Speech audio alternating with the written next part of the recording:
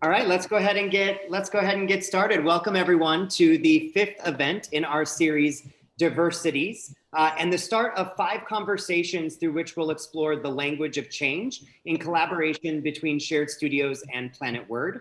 Shared Studios brings together global voices for transformative conversations in both immersive and digital environments.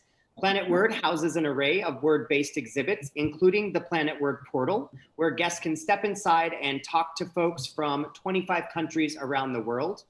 As part of today's Diversities event, we bring you musicians from around the world who are using their voices, both literally and figuratively, to challenge the status quo. Language through song is a unique and meaningful way to create change, and today's event explores the power and limits of using art in this way. I'm Brandon Furter, the Director of Global Community for Shared Studios, and I'll be moderating today's event. I am joined by Rebecca Roberts, Curator for Programming for Planet Word, a writer, an editor, a journalist, a tour guide, musician, and all-around word nerd. Rebecca is going to share a little bit more about Planet Word. Welcome, Rebecca, to another one of our events in the Diversity series. I'm so excited to be here. So Planet Word, which is a new museum of words and language in downtown Washington, D.C., housed in a historic schoolhouse. That's it in my Zoom background. We are looking forward to having that physical portal online where you can have small, intimate conversations with other portals around the world. But the wonderful thing about these virtual programs is that we can connect people from more than one place and hear how they connect to each other. Songwriting is definitely one of the avenues of words and the sort of joy and wonder of words that we explore at Planet Word. You can use songs to make someone fall in love with you. You can make songs to express joy. You can make songs to affect social change. And I can't wait to hear from all these musicians and artists who are working in that world. So thank you all very much for being here.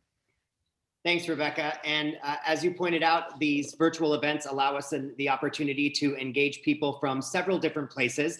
And we have folks from a number of different places joining us today, from established activists and peace builders to up-and-coming rappers and musicians. Today's guests use art to address the challenges in their communities with a specific focus on music as a tool for change. I want to begin in Uganda with Cyrus Kowalia, a renowned musician, visual development artist, and strategist with a deep passion for using music, film, and photography for social change, a Mandela Washington Fellow and founder and former president of the Yali Uganda chapter. Cyrus co-founded Film 256, a social advocacy creative platform that equips underserved Ugandan communities with storytelling toolkits. He is the creator of a countrywide campaign for peace during Uganda's election dubbed I Pledge Peace Campaign 2016, where he used the creative arts as a tool to deliver a message of peaceful electoral participation in Uganda. Welcome, Cyrus. Moving from Uganda to the United States, we have Unre Latil, a musician, producer, and creative arts educator. She is a manager of the Hirshhorn Museum and Sculpture Garden's Teen Programs and Digital Art Studio Art Lab, and co-founder of the Black Girl Hand Games Project, which we'll hear more about, a grassroots program dedicated to using childhood hand games to uplift joy and resiliency for Black girls through hip hop and education.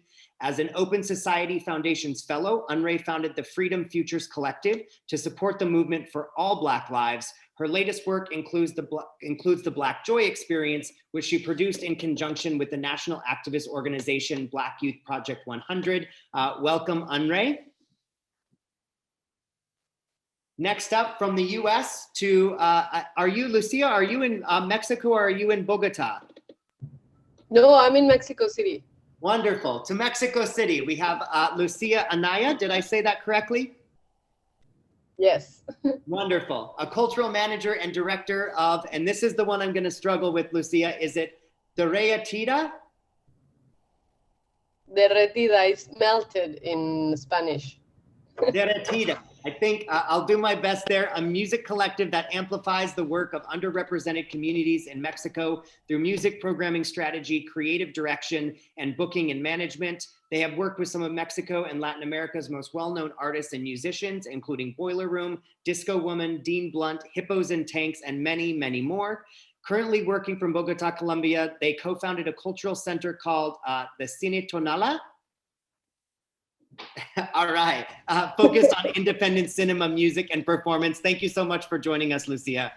No, thanks for inviting. And last but not least, to Sweden by way of Iraq, we have MC Anhar. Originally from Iraq, he now resides in Sweden. He's a rapper using music as an activist tool to address challenges and dangers in the Iraqi context. Anhar uses his MC Anhar platform on YouTube, a channel with over 275,000 subscribers, as a space to give voice to the Iraqis experiencing the effects of over a decade of political and social unrest. Thank you so much for joining us, Anhar. Thanks to you. Thank you all for coming together for this conversation. I know that a lot of what we'll be talking about today is specifically related to music, and each of you kind of has a connection to music in a different way. Lucia kind of helping underrepresented artists. I know, Cyrus, you started as a musician, but you've certainly expanded your portfolio over the years. And I know also, Unre, you have your hands in a lot of different amazing baskets in the DC area and around the US.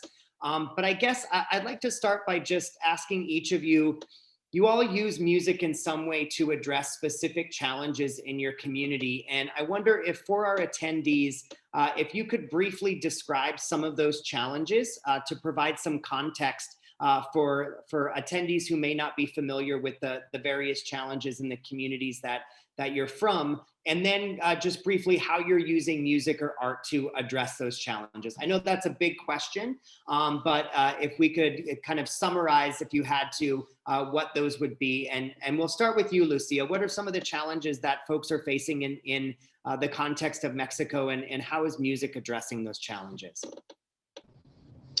Well, first of all, when I started in music, working in music, and I was not really, my goal was not really like to represent underrepresented artists or to be in that area or anything.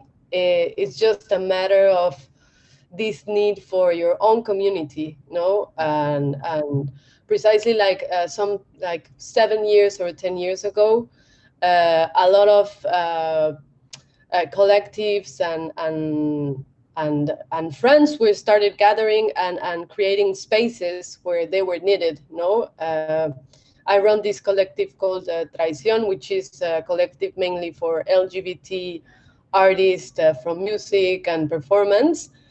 So I mean, we decided to create this space with music, obviously, and it just became something supernatural that young people or fellows started following.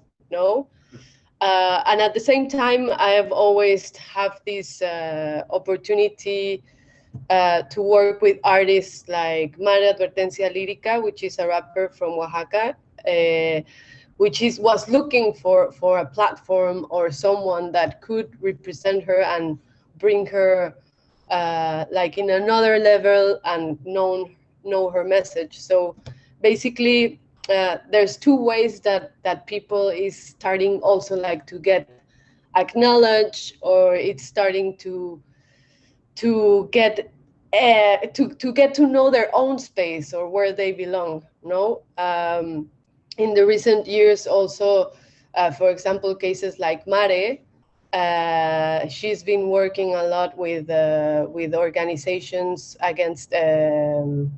With organizations to prevent violence against women, no, and these kind of spaces that are created by the community in Oaxaca, and all this and all the women movement was have allowed Mare also like to embrace the message and also to connect with younger generations. So I mean, music at the end it's a kind of like a prevention or a message and a tool where you can affront this reality and open spaces for people that really feels connected within. So I feel like this kind of platforms and activism and also collectiveness has embraced and opened other opportunities for people, no, and mostly young people, no, they get like inspiration, they get motivated to really get in that path and connect with other subjects too. So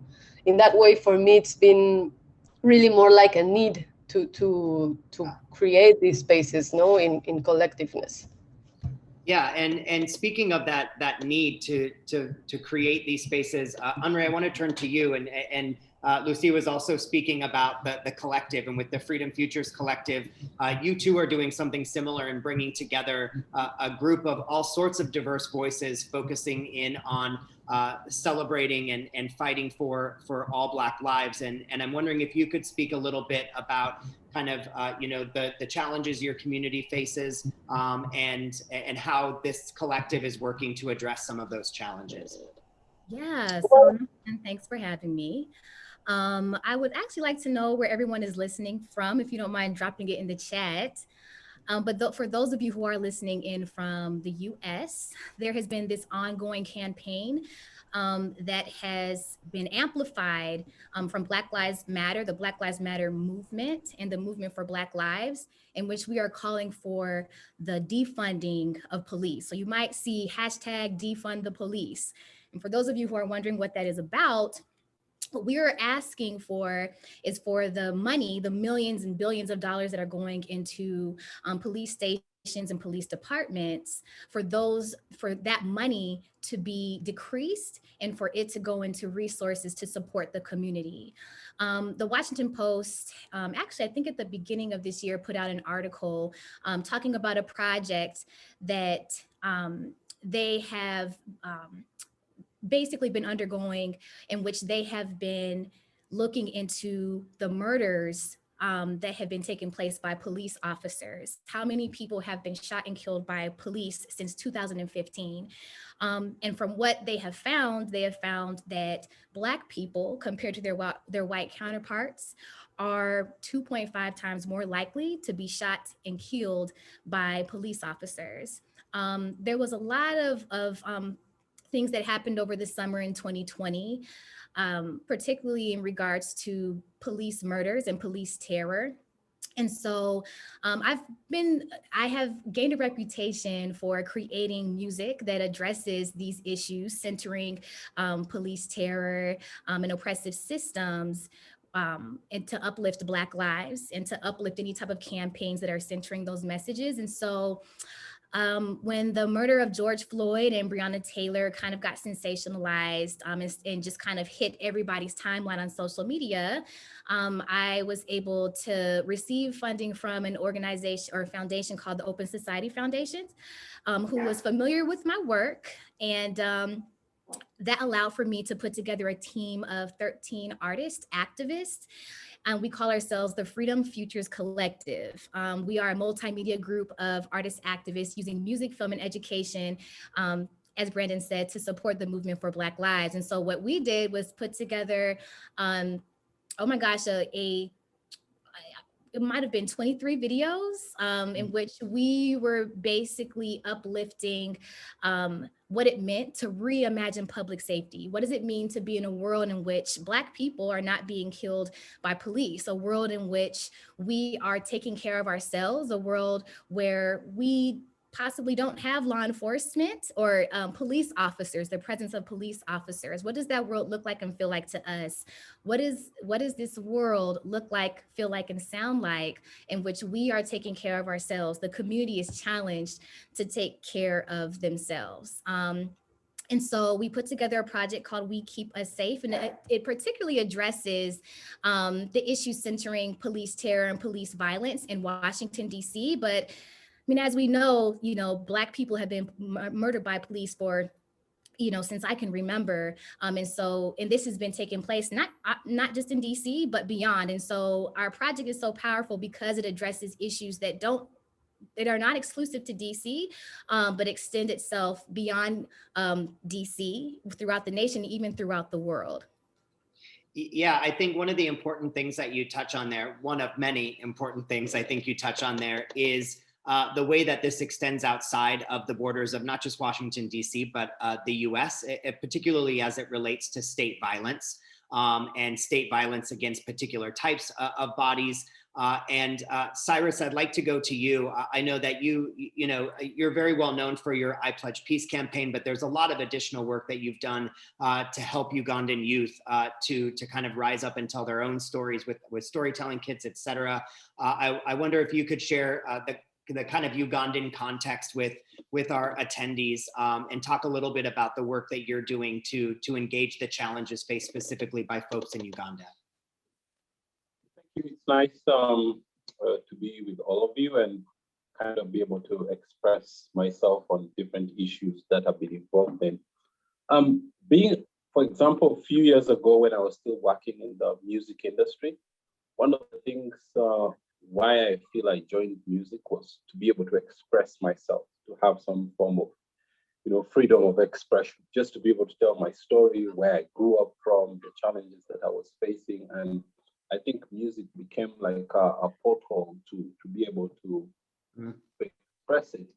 But the challenges that I faced was that I come from a country like Uganda where there was no strong music industry, no infrastructure. So it became a little bit too hard to survive, and somehow, you have to meet demands, you have to pay bills, and there's just so much pressure that comes from your family, your community. And growing up in Uganda, many people didn't believe that music could get you anywhere, and they kind of saw you as a person who was actually going to lose out. So I then evolved a little bit and moved into film and photography because there was a space to be able to still again express myself, but then also be able to create an income for me to survive. And long story short, through that whole process, I evolved, and got a scholarship and, got a chance to come to the United States under the YALI program. And then I came back to Uganda. And from that point, I kind of felt that I wanted to find a new step. So I actually started the Young African Leaders Initiative, the Uganda chapter, and did a couple of leadership projects, engaged with different people, still, just helping people express themselves, train them on leadership issues, share stories and so forth. And then I had to go back to my roots where I came from, and that was actually the music industry. But now I was already in a space that I was working in the film industry. So we started Film 256 and brought film practitioners together to be able to contribute to their communities. And I think one of the first projects we had was so amazing because nobody knew what the turnout would be like.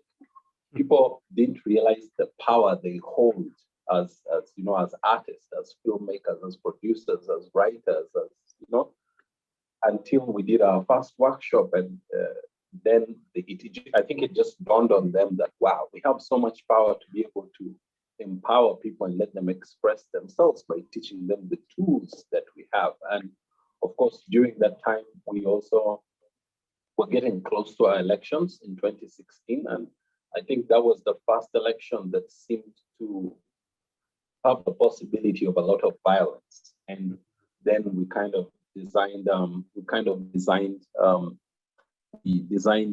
I Pledge Peace campaign. And then I remembered that my roots was in music and who would be the most powerful influencers that we could actually bring to make this campaign big. So I went out to many of the musicians that I had met, many of the actors, radio producers, comedians, and then we built this campaign that really became very successful. And when we started out, we didn't know how big it was going to get. But what's also very amazing is that when I look back at the video that we did and the tone of one of the current musicians that has actually been the biggest runner-up for the current presidential elections, I should have kind of noticed then that this guy was actually going to become big. Now, when I listen to the video, I feel the tone with which he's expressing himself. First, he's a musician, and now he's become one of the biggest opposition parties in Uganda. That's just an example of how powerful the arts can be, or how much they can influence society. And so, some of the I Pledge Peace projects make me really proud, and some of the film work that they've done with underprivileged communities to help them express themselves. The challenge with these communities is they're not educated. So if you put them in front of a panel, they'll not be able to speak. but if you teach them how to write a script, produce, and edit, they will tell you the story. Many of the short movies they produced actually were a powerful depiction of the challenges that they were facing in their communities. And then this becomes much easier to sell, because it's not like I come as an activist and I'm fighting for some people and, you know, maybe saying that I'm putting words in their mouth or taking them in a certain direction.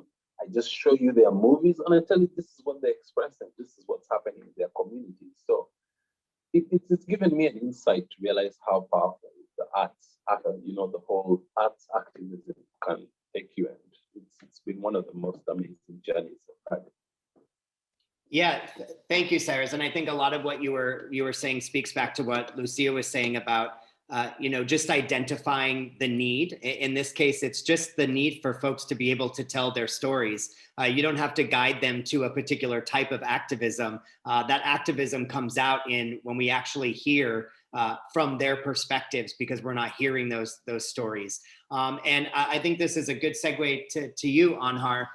Can you tell our attendees a little bit about, you know, I think a lot of folks think they have a fairly good understanding of the context of Iraq.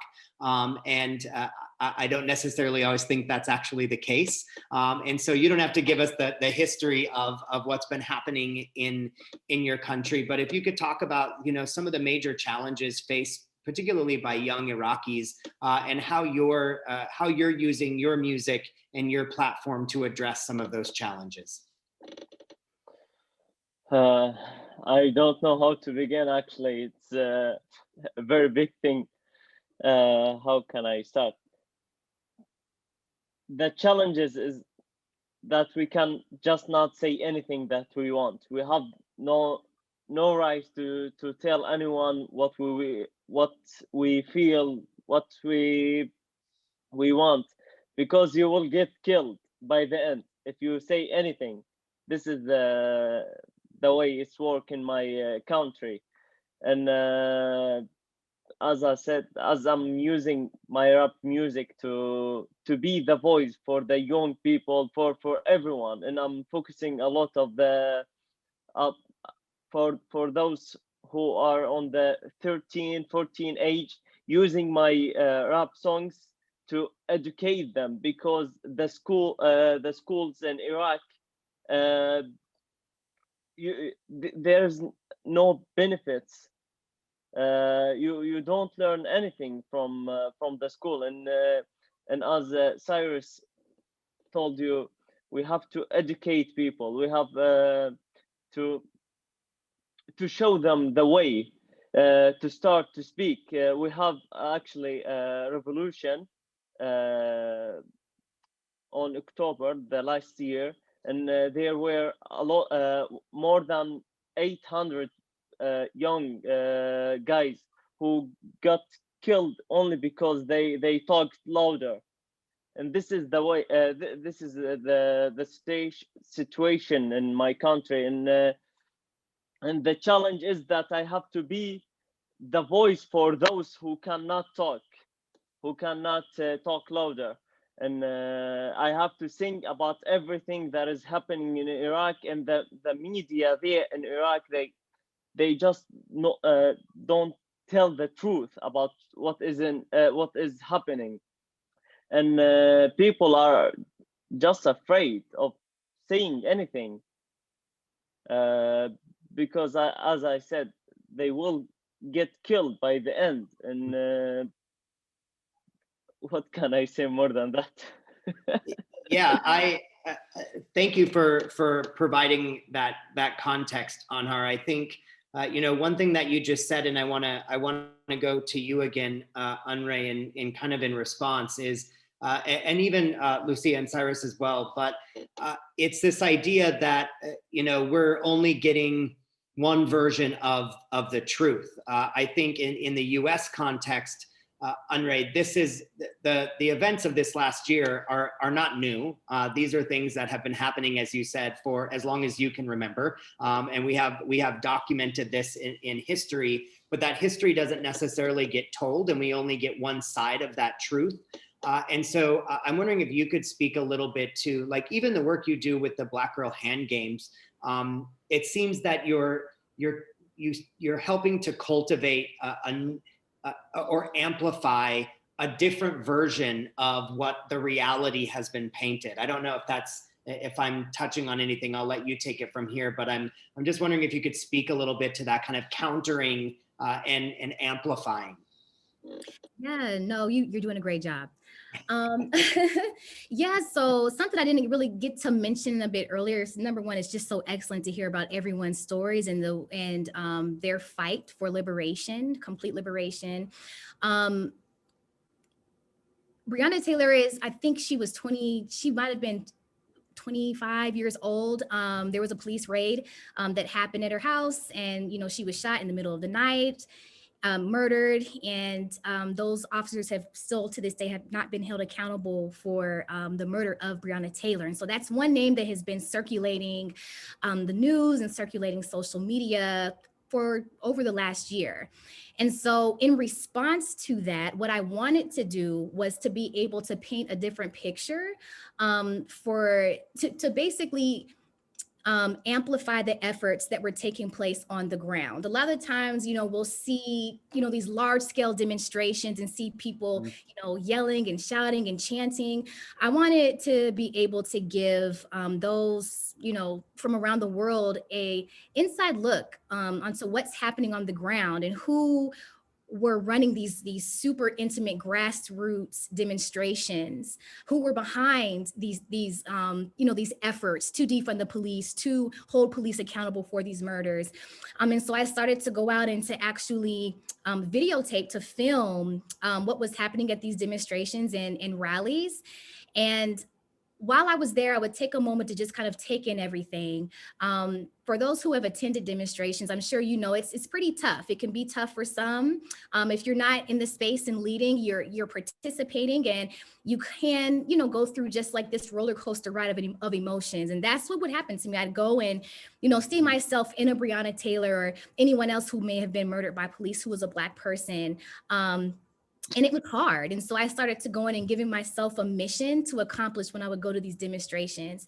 And so I started to film, these rallies and people at these demonstrations and record. Like I would literally just pull my iPhone out and record the chants and record the individuals that may have been on, the large mic or the blowhorn, the PA system, talking about what it meant to fight for Black people's freedom.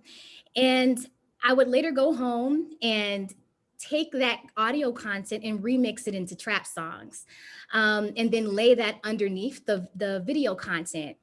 And what I recognized is what it was helping was not only to tell the story of what was taking place on the ground, but also to archive our history.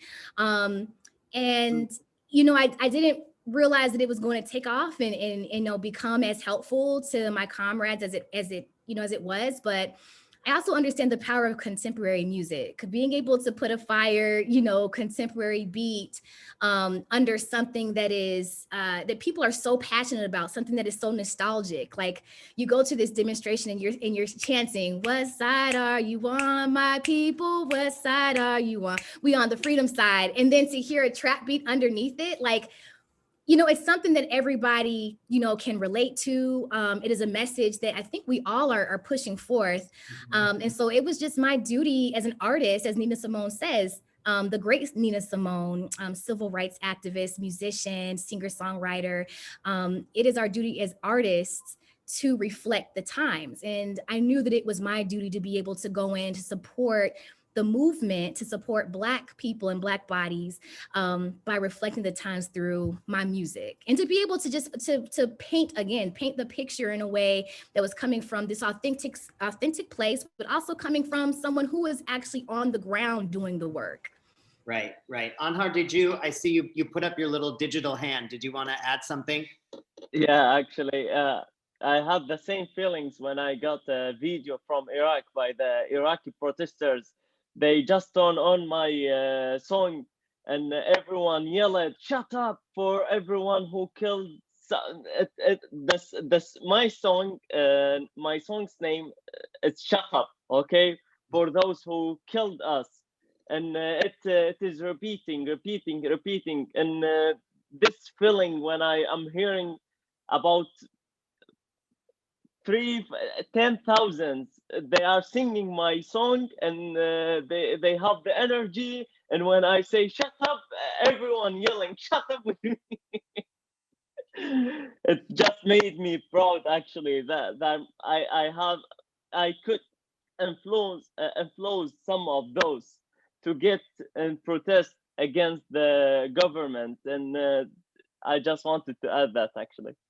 Yeah, I'm really glad that you did, because I think that something that both of you are getting at here is the way that music captures a collective spirit and energy, or in your case, Andre, going out and collecting the spirit and energy of that chant, and then amplifying that by giving it a beat that more people can really get under and let it take off. I think it speaks a lot about the power of music and the power of music to bring together the collective.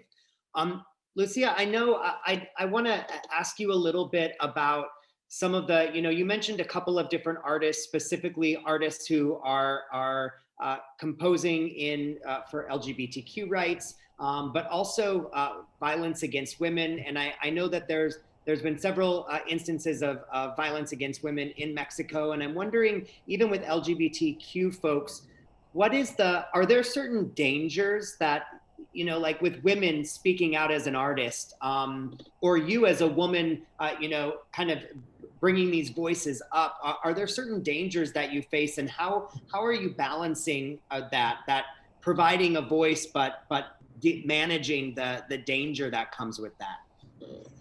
Yeah, I mean, in terms of danger, the danger in Mexico is all the people that is trying to prevent the danger, no? Like, we have all these journalist cases, disappearing people that we don't know where they are, within the LGBT community, yes, like violence, no?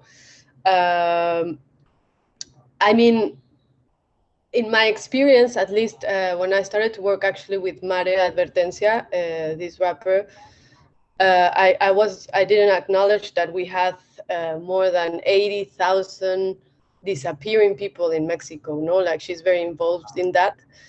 And what we're trying to do is to build this network with other ONGs that we could just put together all these rappers and all these messages to put them out and speak about these situations. But in terms of danger, like if Mare or even me, we have been literally in this danger. I've never been so close to that. Maybe once, but it was more like a gangster that rented a venue and kind of like kidnapped us because he wanted more money. But me personally, I've never gone through that. But the stories I've heard through Mare of all the families looking for their sons that suddenly disappeared, the stories of yes, like all these women that are killed every day. I mean, it's a constant struggle to also fight against the government. It's not just the danger Right. that you have if someone kidnapped you. It's also the government that doesn't really react or does anything about it. So yes, I mean the danger, it's very sensitive in Mexico because you really don't have a backup. Your backup is really like the auto organizations, like to find disappearing people. Like the own family had to organize to find the methods on how you can find disappearing people, like all around the country, or how you can do certain things, like to ask the government in terms of law how they can solve those kind of cases. So, I mean, we have 50% of the investigations in feminicidios are not solved. Right. So at the end, we go back again that all this collectiveness and communities, they have to organize to find the solutions. And it's dangerous also for them because I mean they're alone. You know, they don't have like any protection or sustain.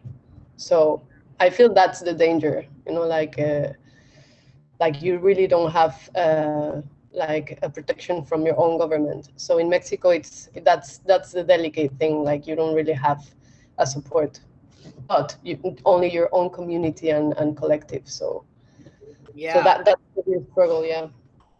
Yeah, I think all of you are really speaking to, you know, we didn't start the conversation with this kind of focus on state violence necessarily, but it's clearly something that keeps kind of peaking up, and you know, government systems that are meant to be there to protect us are often the systems that actually oppress us as opposed to protect us.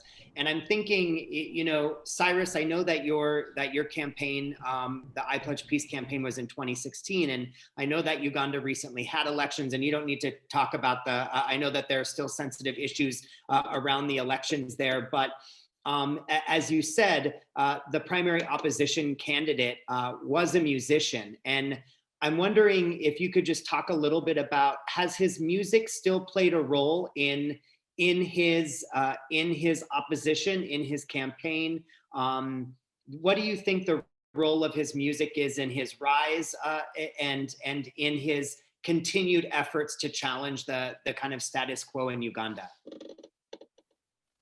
No, what's very interesting is that when he started out as an opposition member and planned to become MP and then decided that he wanted to run for president, the first thing that the government did is they banned all his shows. Like they just stopped him from performing.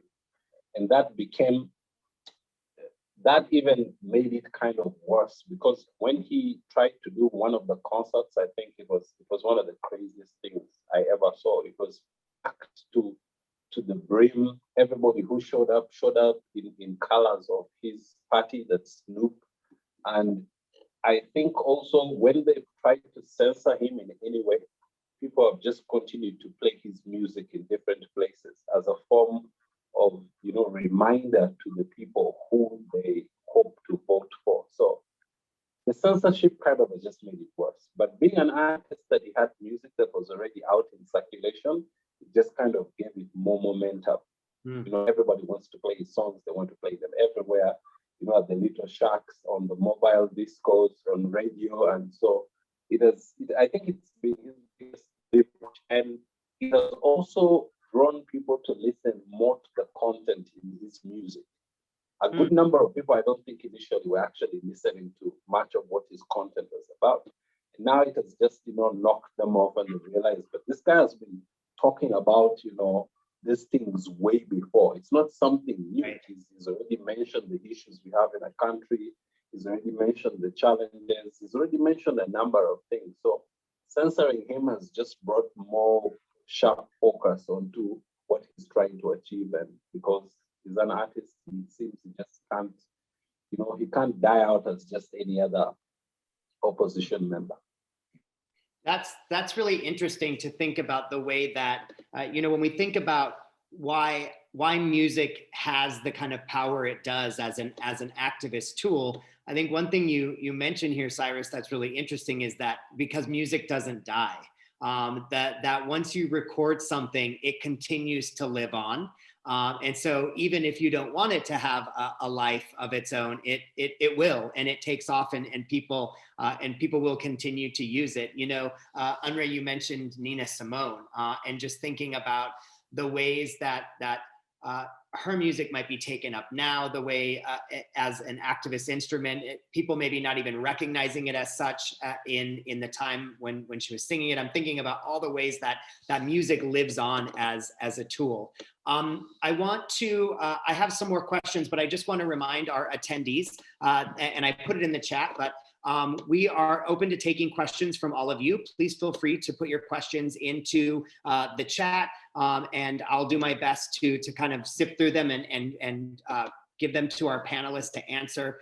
And then I just want to go, I want to go back, speaking of music and this idea of danger. Anhar, I don't want to focus specifically on danger, but I know that you are now in Sweden, and so you have some additional freedom to speak and provide a voice for folks who are still in Iraq. But I know you've talked to me that you still face some challenges communicating your music in Sweden, particularly in the community your family lives in. I'm wondering if you could talk a little bit about some of those challenges that you're facing even outside of Iraq as an Iraqi artist. As I told you, but I did not tell the other. I just cannot tell my location here, even in Sweden, because there are a lot of fanatical groups that they have, that still have contacts with other groups in Iraq. And it is still be dangerous for me telling where I'm living, or making parties, or to get more people to know where I'm living. And my family is still afraid, actually, and they are just begging me to delete all my songs. But I'm telling my father that he made us to live in fear, and we were afraid all of our during all the life. Okay. Mm-hmm. I don't want to feel the same feeling anymore. I want to talk. Even here in Sweden, I don't want to feel that I can get killed at any moment. This is the end for me. And but we are just only talking about Sweden. And if I will get to Iraq, it is very, very dangerous. It is super dangerous for me, actually. I cannot get there, and I don't know if I will at the future. But as long that we have the same government as we have now, okay, I can't. The problem is that I'm not living in my country, and I cannot get to my country. It is, and that is who is making me very sad, actually, because Yeah. I think, and it's so inspiring to hear that while you're unable to be there, it sounds like your music is inspiring a whole group of people in Iraq. So I think that while you may not physically be there, again, music, it lives on, and your music is living in Iraq with the people who are still there protesting and fighting. So I think your spirit is still there for sure. Andre, I want to come back to you, and then I'm going to have a question for the entire group. I wanted to one of your other projects is specifically about the use of hand games, and so as we talk about language, I'm thinking about, you've incorporated chants and freedom songs into your work. I'm thinking about, the hand game, the child's hand game. I'm wondering if you can talk a little bit about that as a tool for kind of getting people to amplify voices and to uplift communities. Yeah.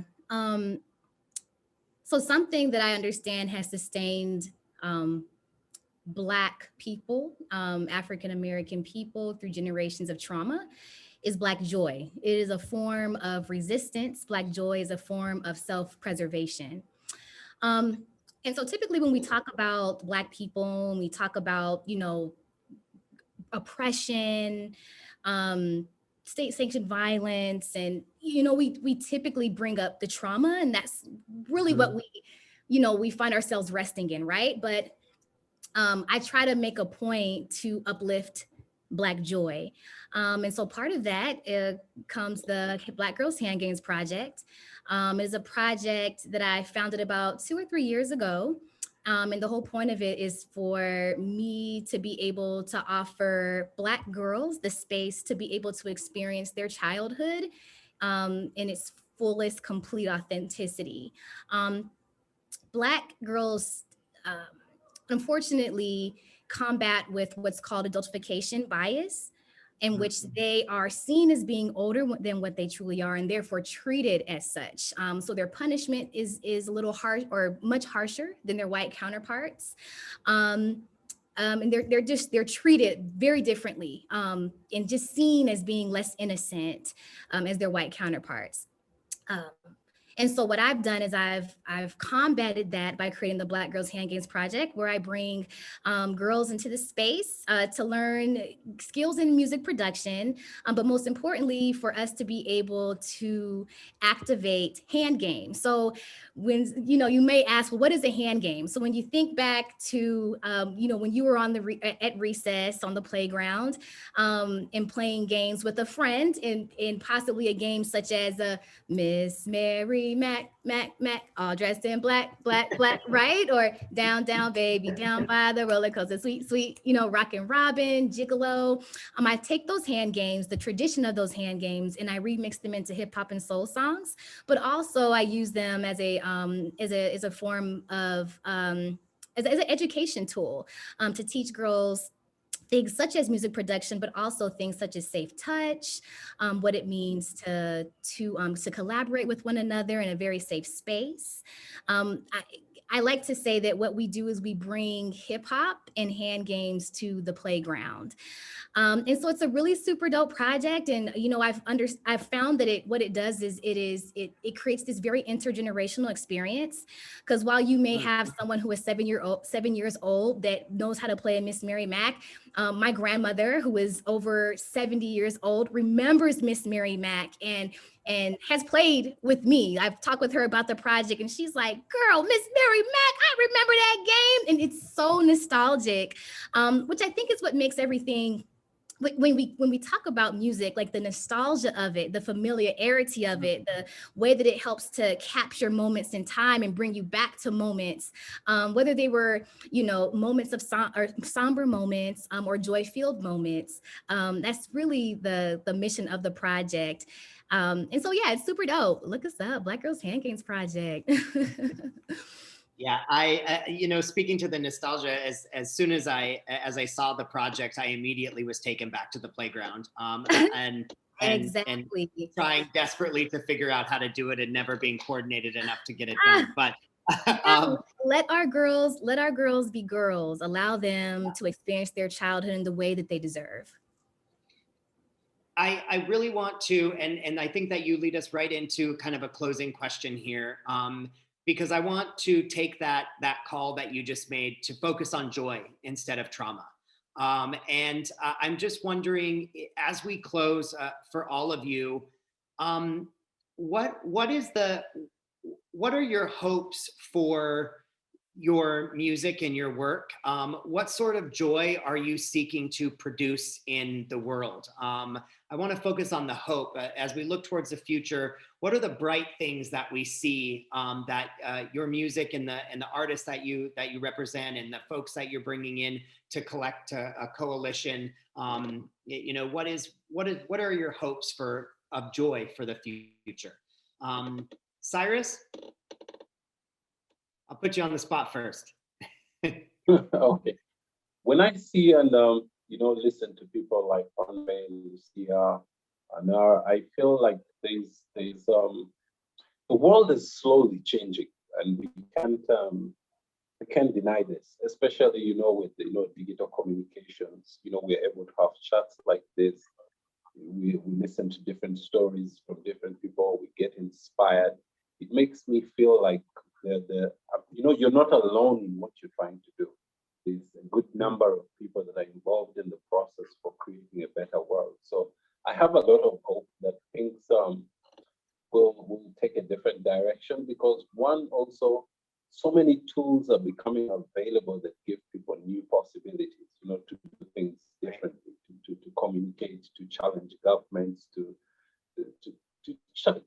tackle the issues that we actually face. So I'm really very hopeful for that. And the more I meet, different, change makers, it kind of just inspires me to keep, doing what I'm doing and know that I can reach different people for support.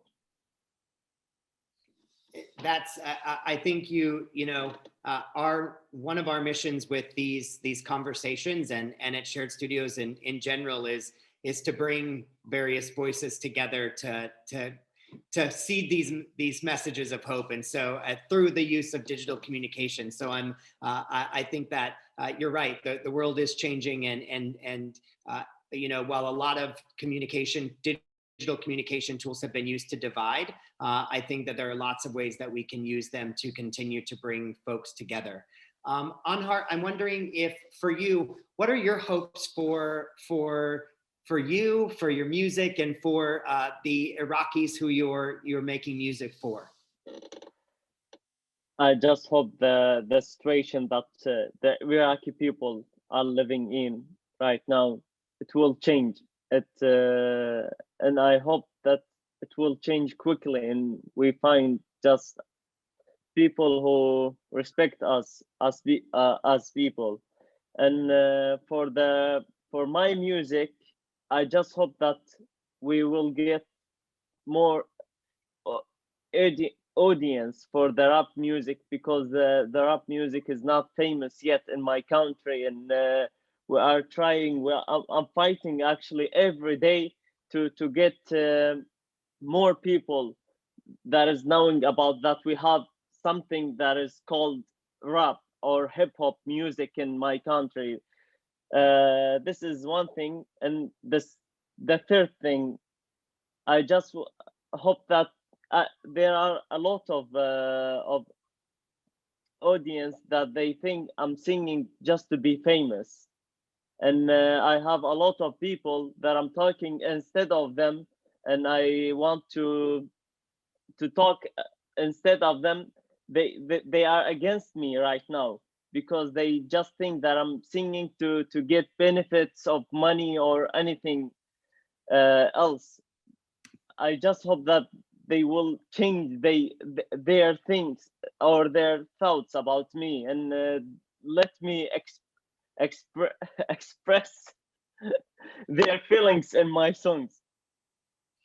Well, I think one thing I can say is that I think anybody who's attending today can feel the joy in your voice and the work that you're doing and the passion that you have for it. I just realized my chat was covering my Q&A function, and I want to make sure that we get one of the audience questions in quickly before we go. One of our attendees wrote that I'm an educator and I came here by way of my professional organization. I'm interested to hear your thoughts on how music and the arts can be used in an everyday classroom to provide a voice for students, especially in regards to using education as a way to encourage liberation. I know, Cyrus, you have storytelling kits. I don't know if you want to share a bit about that. And Unre, I know that you specifically have this kind of hip hop education. I don't know if either of you wants to speak to this question. I'll let Cyrus go first, if you'd like. Okay. Go first. Yeah, you go first. Okay, I'm gonna go. You go. You go. I'm muting myself. Okay, Cyrus, it looks like you're going first.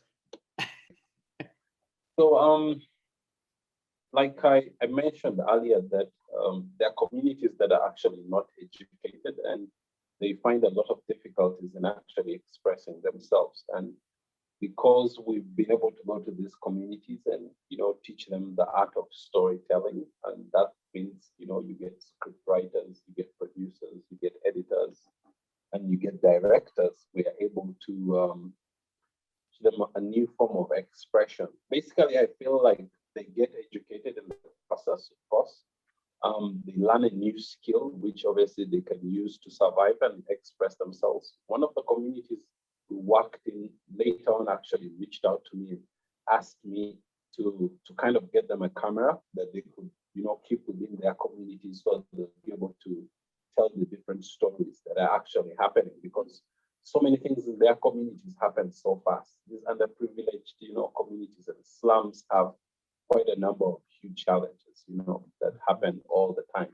But they feel that they want to be able to document that and put it out there for people to know. I feel that's a powerful form of expression, but it's also a way of, educating other people about what's happening in those communities. Because it's interesting. Sometimes you might be just next to a community and you actually don't know what actually happens in it. So our tools are literally designed to just help them express themselves, and I feel that's a form of education.